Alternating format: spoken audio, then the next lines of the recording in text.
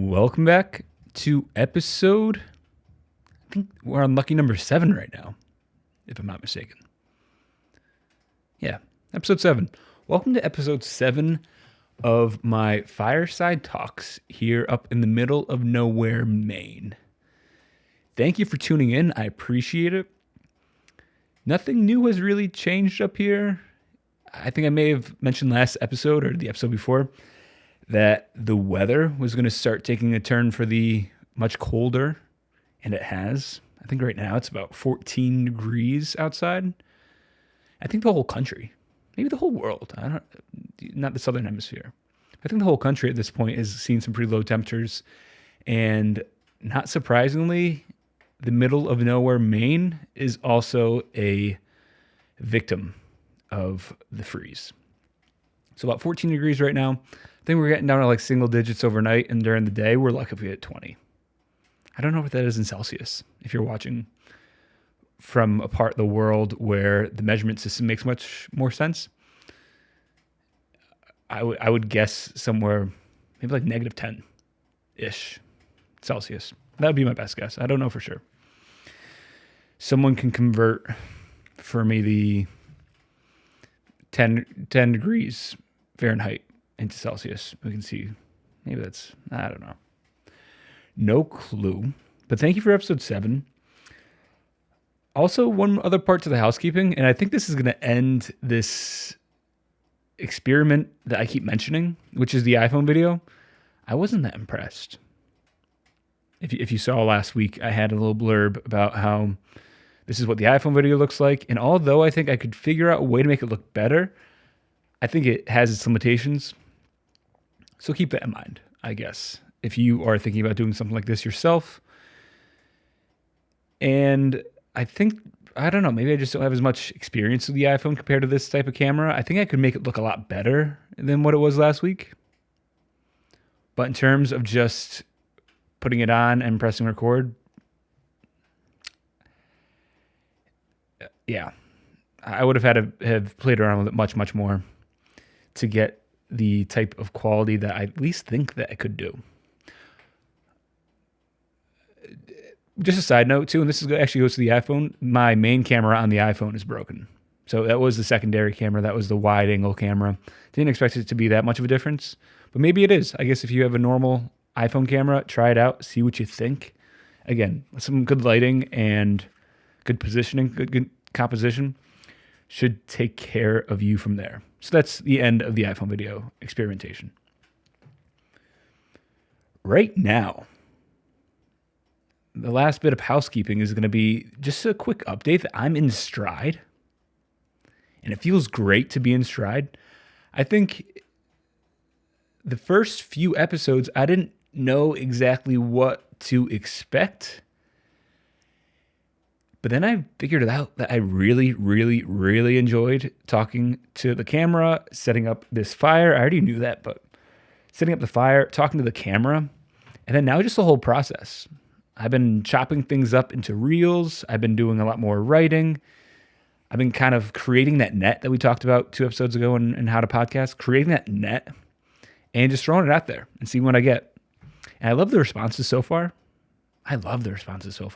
I really appreciate everyone who's reached out, Instagram, YouTube, anyone who showed me love.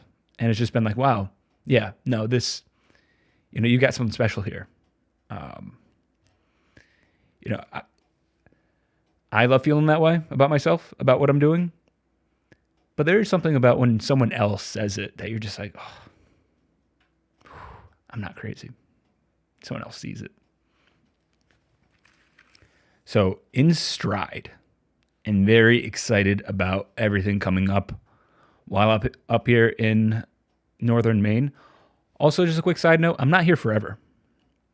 So this podcast does have an end date. I don't know exactly how much I'll be able to collect and to churn out. As long as it's good content and as long as I enjoy doing it, I'm going to plan on doing it as much as I can.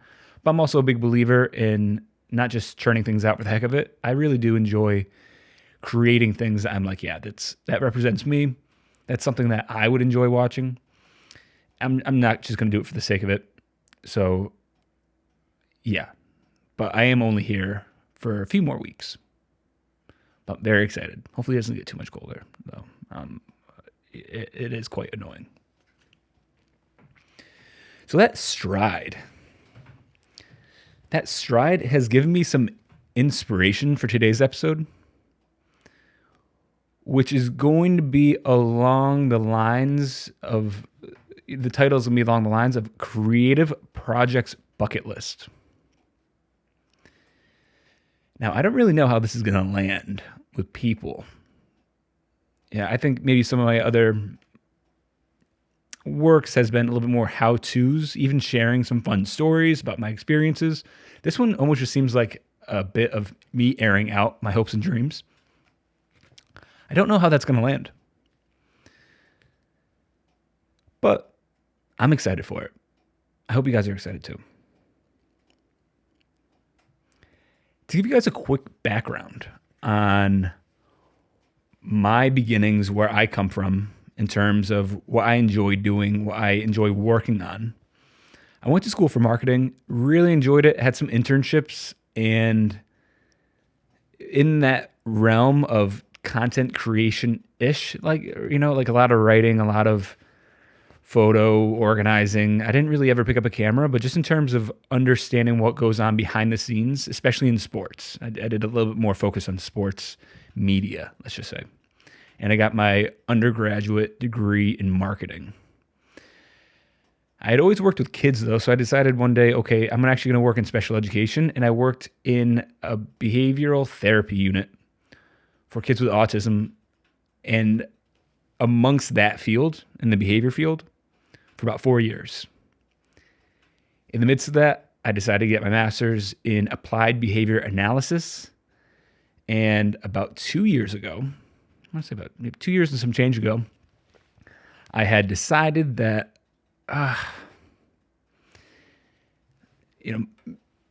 my gut kind of brought me in a different direction, I guess is the best way to put it in one sentence, right? I don't want to just bore you guys here with why I diverted from my original plan after school.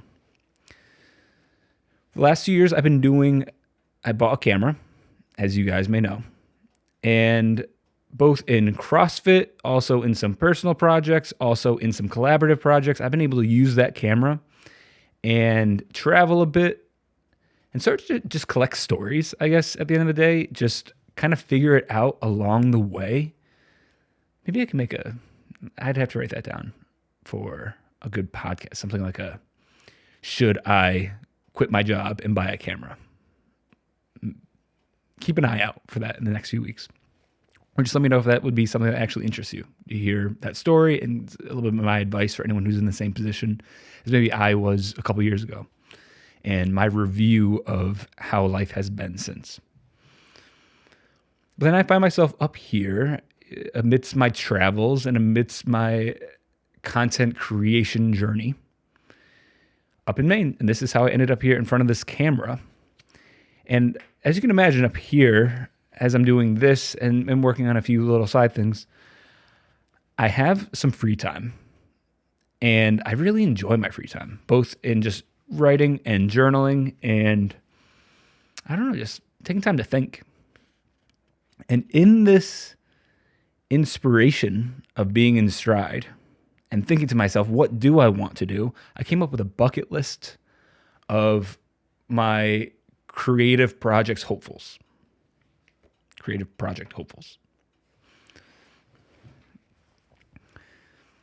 Now, this is where I am at 28, kind of what I'm thinking. I'm in no rush to do any of this, right? I think these will happen naturally.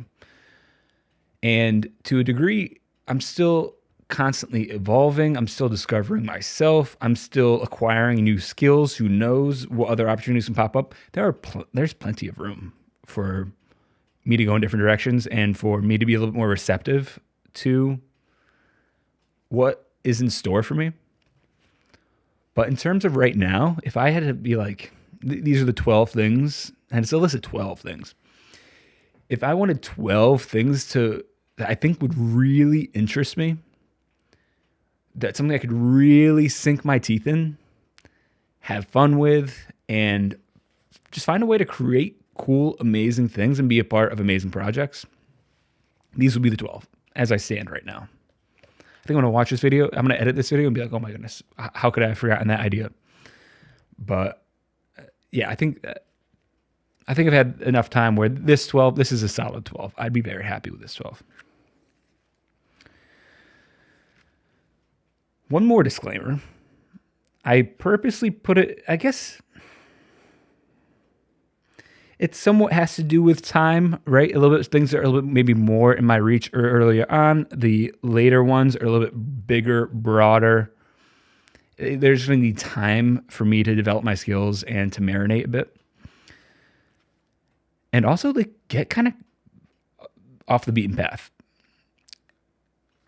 As you guys might assume, I like to just put my own spin on things, and maybe what I find interesting about life and my curiosities as something that, I don't know. I'm curious about life and what I can do to create some amazing projects, things that, again, maybe other people don't think of, or maybe people think of and are just like, oh, wow, that would be weird. And I'm like, I've suddenly gotten over the idea of doing weird things. And I think it's just something, if it makes you happy and if it creates really cool work and is a really awesome story, the weirdness just adds to it. It's not something to be ashamed of. So it's going to start a little bit softer though for you guys. I'm going to wean into the weirdness. Wean into the weirdness. Starting one is going to be podcasting, specifically podcasting in creative spaces. This wouldn't have been an idea 3 weeks ago. I don't think I would have been like, yeah, this is number one on my list. And again, this isn't like, I explained to you the order of the list. It has nothing to do with really my need for it, but I do think now that I've done this a couple episodes podcasting, I've seen the ball go through the net with just how much fun it is and both the potential, but just also, again, the absolute enjoyment I get out of it. And generally, I think it's really great content. So now the idea is, okay, well, how do you give it that extra, how do you give it the flavorings, right? The seasoning, as I described a few episodes ago. I think when you pair it with the things that you already enjoy, right? Like I really do enjoy traveling. If I could find a way just to have this mobile podcast studio and then do this just in front of incredible places, that would make me very happy.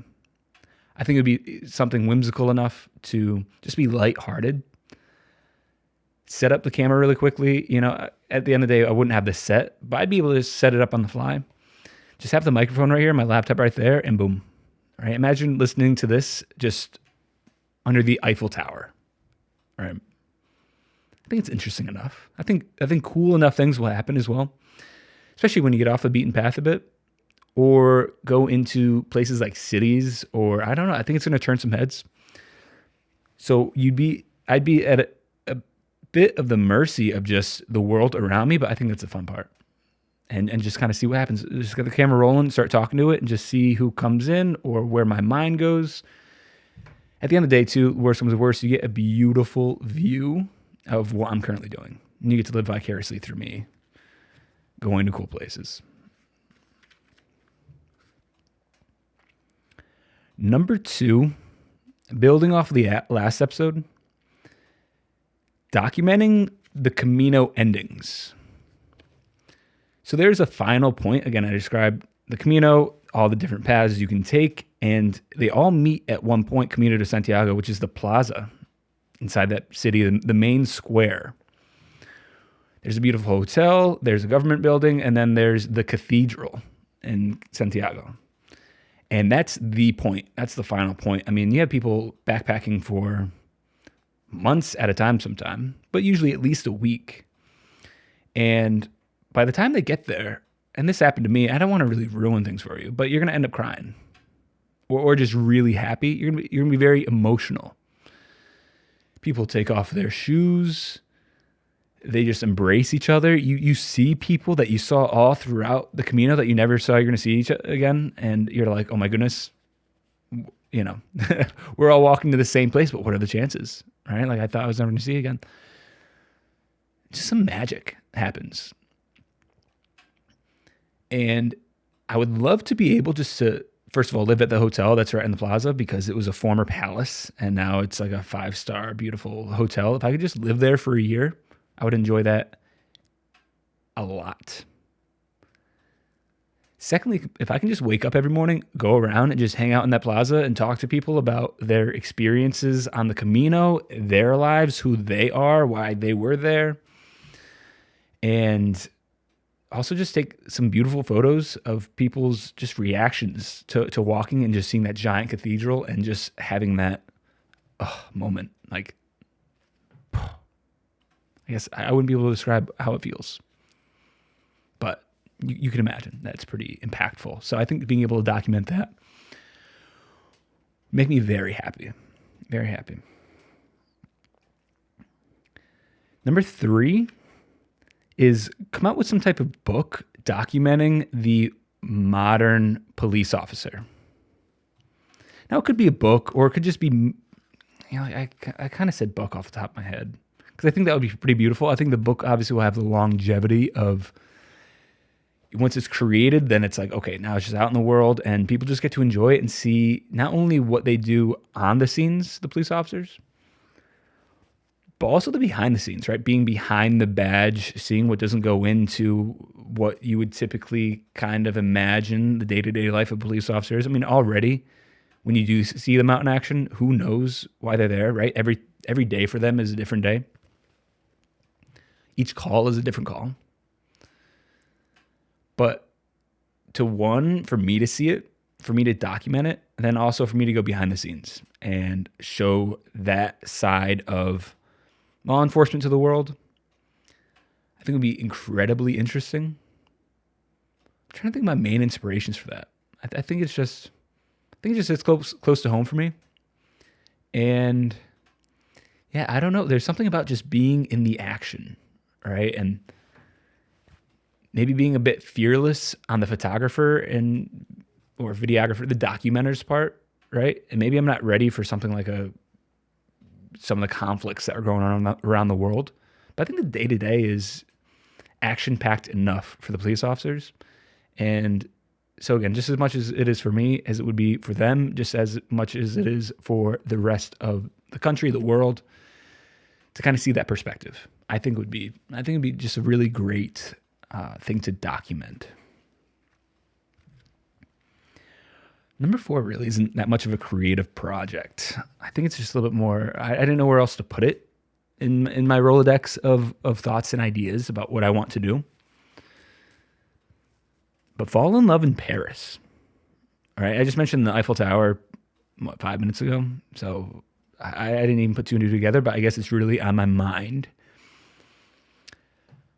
I think the idea of either falling in love in Paris or living in Paris with someone that you love, and I don't know. Am I crazy? And maybe not a creative project per se, but I do think that the inspiration that can come out of that, right? Just number 1, Paris is an incredibly, from my thoughts about it and my impressions of it, I've never been there before. Incredibly beautiful city, right? Full of history and art. So just being around that type of stuff, right, can just sometimes get the juices flowing. But I think also just being in love around Paris, like it's something's very like, it's like you're living a movie. I think it would be at that point. Now you know why I said a couple episodes ago that I got to work on my French. And I think, yeah, I guess I'm really trying to speak that into existence at this point. Number 5, teaching a course on religion and ethics. Now, I think I have a lot more to learn as a human being. And I don't particularly have a background, maybe in ethics, right? I took a few ethics courses, both in media and both working with children, working in school environments, working in behavior. but it's just something that really interests me.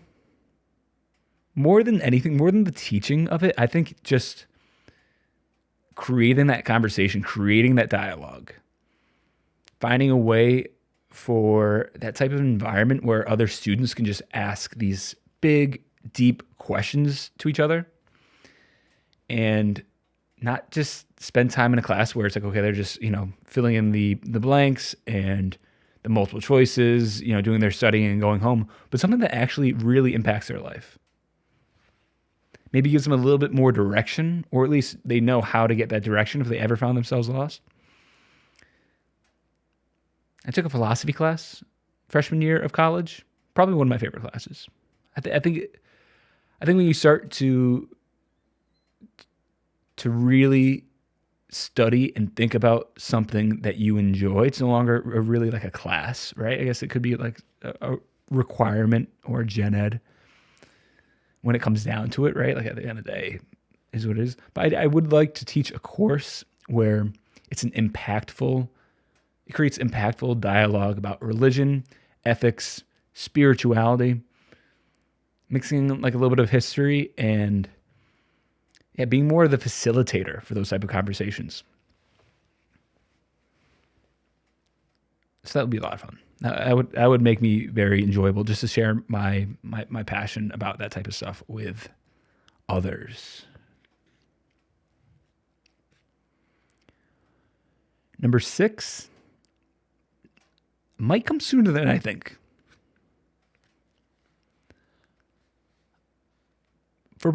I'm 28 years old. I would say about 26 years, I would have never thought about writing a book. And then probably year 27, I was like, well, it would be really cool to write a book, but I just have no clue where to start. And now that I'm 28 and turning 29, right around the corner, I'm like, I think I have something developing. Right? I've gotten into what I think is a really good habit of waking up and just jotting some things down. Sometimes it's like 15 minutes, sometimes it's like an hour, right? I just let the fingers go, whether it's on the keyboard or with a pen and paper. And all of a sudden, things were developing, right? I was like, I can see the characters, I can see the themes, I could see how I could position it started almost just making sense, right? Like, oh, that's how someone would write a book. And so although throughout this past year, it's continually developed, and I think we talked about creation before, right? And being 80% of the way there. Maybe something about a book where I'm just like, it would have to be 98% of the way there. Right? I would really need to flesh that out.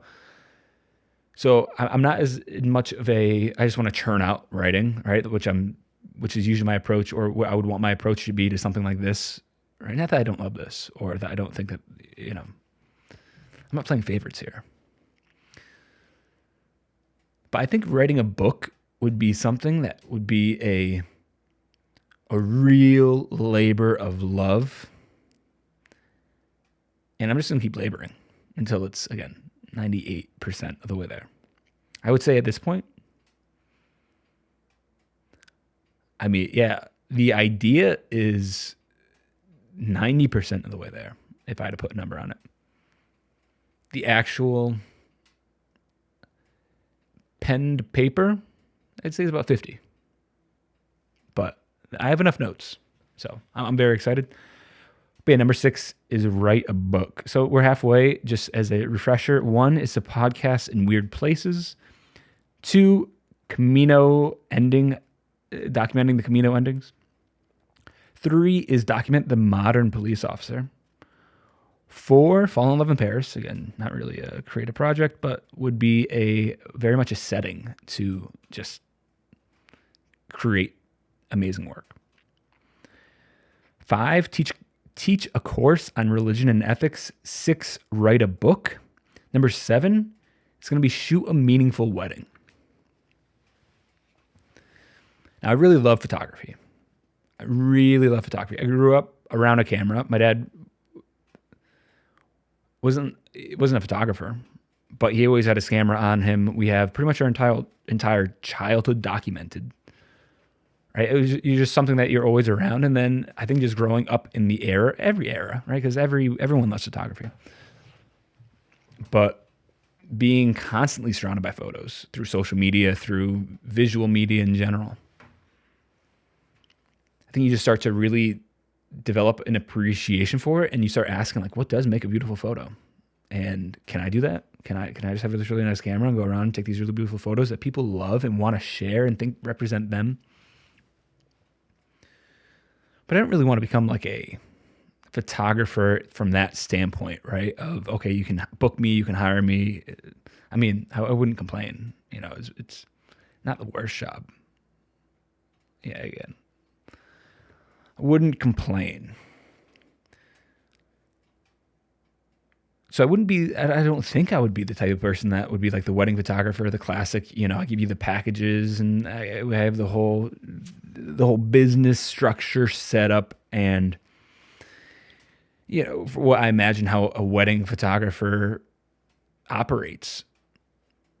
But I would love to shoot a wedding, specifically a very meaningful one. I only think that I would do it for some either friends, I would say family, but obviously I think I would be a part of those type of weddings.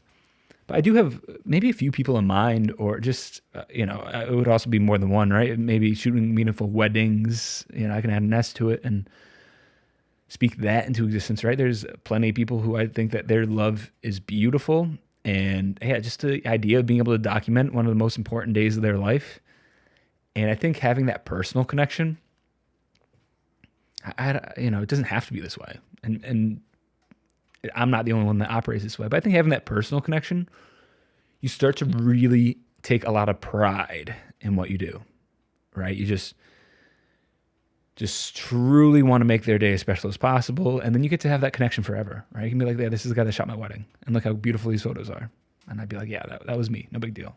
You know, you guys helped out quite a bit by dressing up, but I definitely came with the camera, and yeah, some beautiful stuff. Beautiful day. I don't know. Shooting a meaningful wedding or weddings. It's going to start getting a little bit more out there. Just giving you guys a heads up. Number 8, shoot a JPEGMAFIA tour. Now, if you don't know who JPEGMAFIA is, if you're not into underground hip hop or internet experimental music, JPEGMAFIA is, I guess, what we would call a hip hop artist for all intents and purposes, but he spans genres. He's also an incredibly bootstrappy type of creator, right? So he makes a ton of production. He has incredible just like vocal performance and presence whenever he is either on the mic or out in his concerts. I've never been to a concert, but I have seen videos, and he just looks like he's like out of his mind. And the writing, the market, he just seems the type of guy, he's just like he does everything. And he constantly, I think I also look up to him as a creator. I don't just only love his catalog, his body of work. I also just love the way he creates.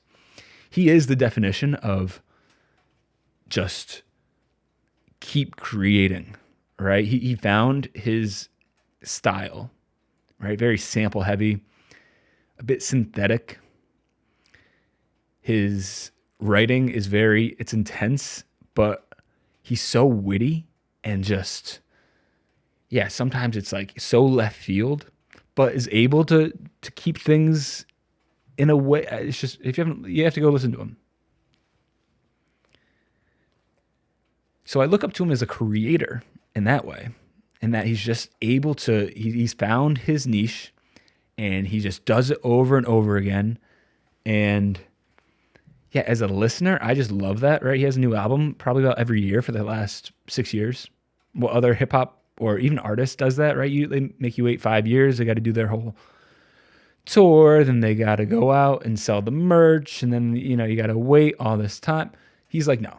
He's like, listen to what I can do, and I'll just do this thing. Record and limit. I'll just do this thing 1,000 times. And yeah, for him to pretty much bat 1,000 is unbelievable. So to be able to shoot, document, again, photography, videography, his tour, I wouldn't, if you just wanted me to come along, like not even with a camera, just as a friend, just as a groupie, sign me up.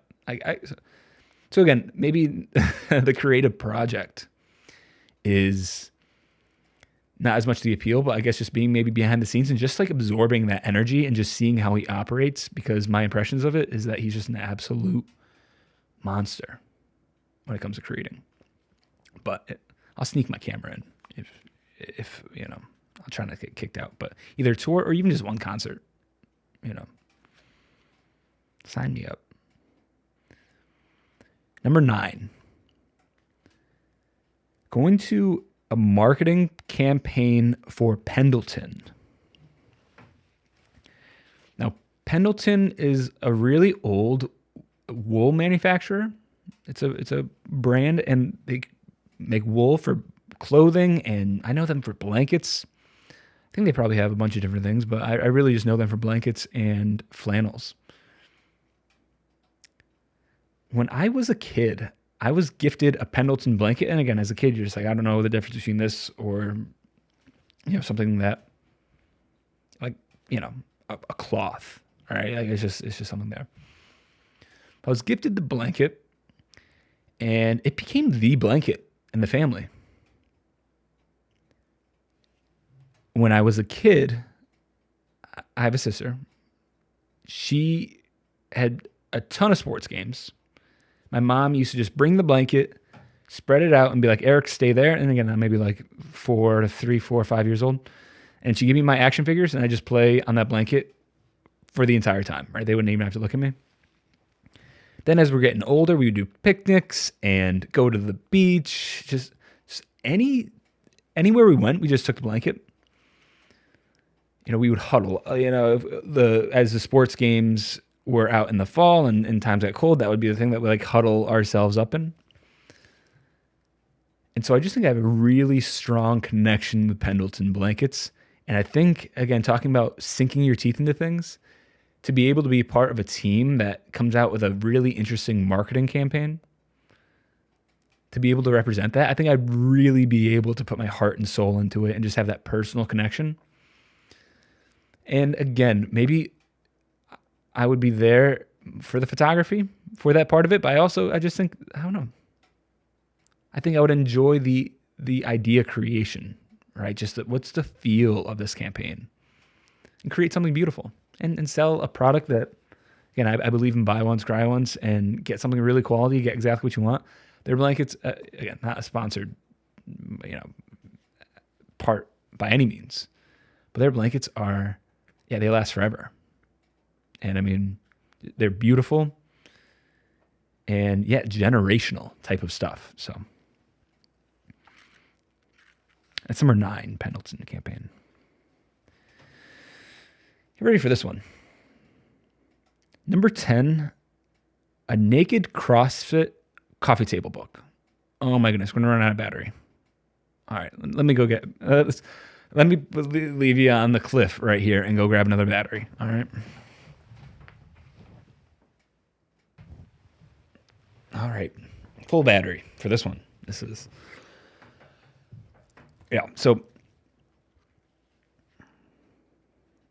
number 10, a naked CrossFit coffee table book.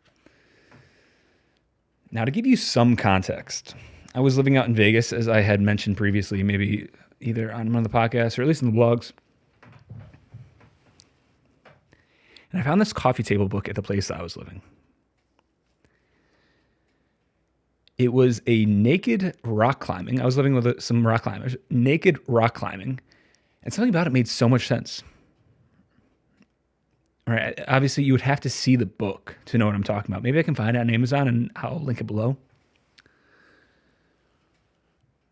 But something about just like the human body contorting on the side of these crazy cliffs. And again, no equipment, obviously, right? They're naked. It just made so much sense. And as I'm flipping through, right, and I'm viewing it from like that type of like just like beauty and art of Wow, yeah, that's, just, I guess, to be amazed at what the human body can do, how beautiful it is. And again, there's something about the rock versus human, right? Where it's already an interesting story, but take all your clothes off and it became a little bit more interesting, I guess. I think the same would work in CrossFit. I think the same type of, again, you talk about like the functioning and the movement of the human body, to be able to capture that at its rawest form. Super interesting. And the word gym, in case you don't know this, the word gym, it means naked. I think it's Greek. I'm 100% sure. It's Greek origin. Like if you have gymnophobia or gymnophobia, this means you're afraid of nakedness. And I think originally because people worked out naked in ancient Greece, that's how the two got correlated. So again, it just makes sense. And I don't think that's by mistake that the Greeks did that. I think now, maybe we have some, we think naked. And this is also something that I found in America. When I was in Europe, people were a little bit more open with this, but just the idea of being fully naked and having either like a camera out or being in public, it's always been like a taboo in America. But I think we're slowly starting to maybe get used to it a little bit. But again, it's not even about the nakedness. I think it's just about the human body. And yeah, something about it makes so much sense. And talk about pushing my creative boundaries to just new levels, kind of just being around that. I don't know. I think it'd be really cool. And again, a little bit of a borrowed idea, but something that I eventually want to give it a go with and just see how it comes out. So number 10, that was a Naked CrossFit coffee table book. Number 11's a little dark. I promise 12 will lighten things up. But see, I say 11's a little dark, but I guess it just comes from the perspective that you take it. And I don't think it has to be dark. But taking portraits of patients who are either in euthanasia or have some sort of fatal disease, right? Like I think there's an actual word for it. It's not chronic, but the idea that they kind of know that in the coming weeks that it's going to be their time, that they're going to die, either by their own choice or the choice of their circumstances. And I think being able to spend that time, like that very sacred time with them, to collaborate, to create a beautiful portrait that's going to be used at their funeral, that would capture their energy and be able to represent who they are in their final weeks and their final days.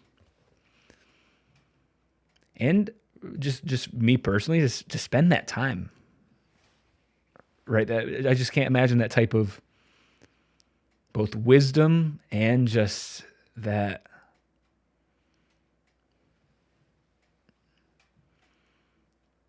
I don't know, that sacredity, right? The sacredness of that time.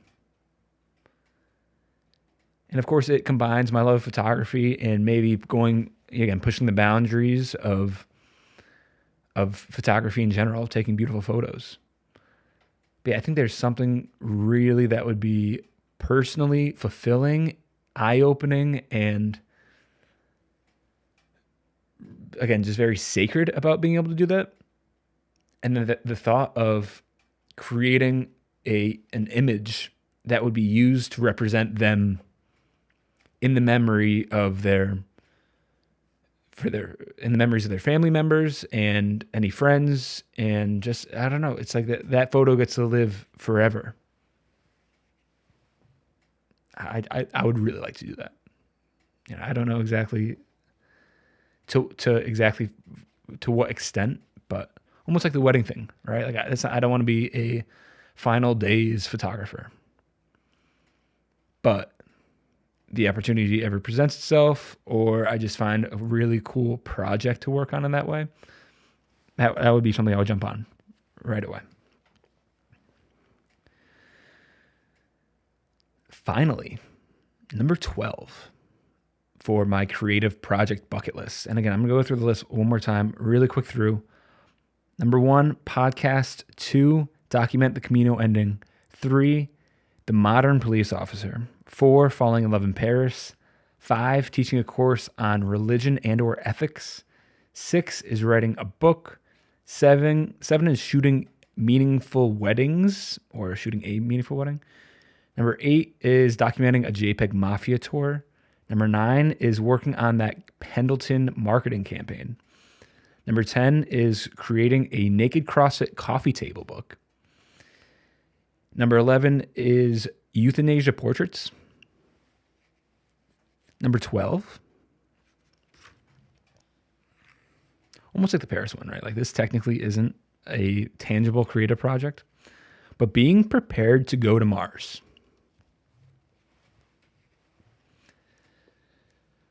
First of all, I think we're on the precipice, right? Or at least as close as we've ever gotten as a species to be able to do interplanetary travel.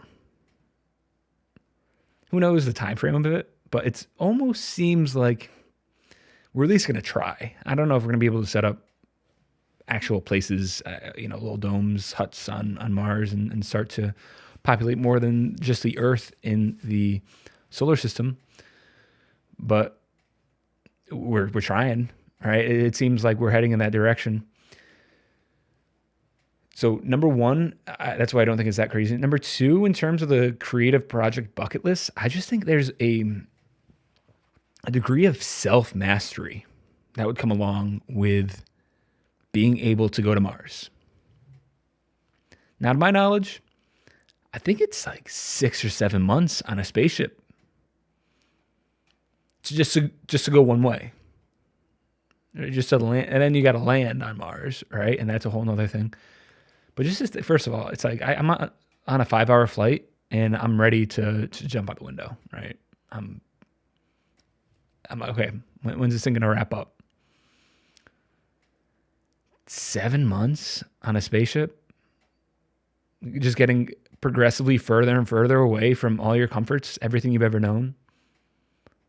With probably a few people who, maybe you choose, maybe you don't, but that doesn't really matter if you choose them or not. What matters is if you get along with them, if you don't just drive each other crazy.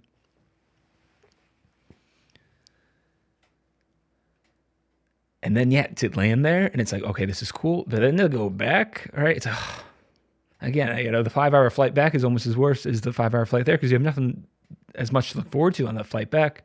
Right? At least going out there, it's like, oh, okay, this is going to be a cool new experience. Coming back, it's like, oh, I'm just going back to normal life. Imagine that. But then it's like, 7 months.